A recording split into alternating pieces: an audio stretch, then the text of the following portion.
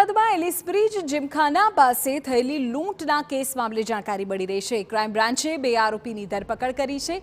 આંગડિયા પેઢીના કર્મીને આંતરીને 40 લાખની લૂંટ ચલાવાઈ હતી।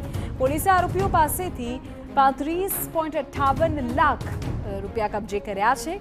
રિક્ષામાં જતા આંગડિયા પેઢીના કર્મીને આંતરીને લૂંટનો આ મામલો સામે આવ્યો હતો। આરોપીએ લૂંટમાં ચોરીના સ્કૂટરનો ઉપયોગ કર્યો હતો।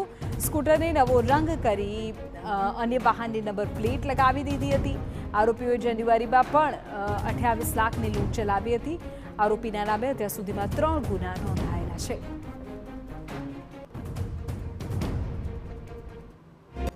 આ જે લૂંટને અંજામ આપ્યો એ લૂંટનો અંજામ આપવા માટે જમાલપુર બ્રિજ નીચે છેલ્લા 1.5 માસથી રેકી કરેલી કે ત્યાં કયા કયા આંગડિયા પેઢીના કર્મચારીઓ પૈસા લેવા આવે છે અને કઈ ઓફિસે જાય છે।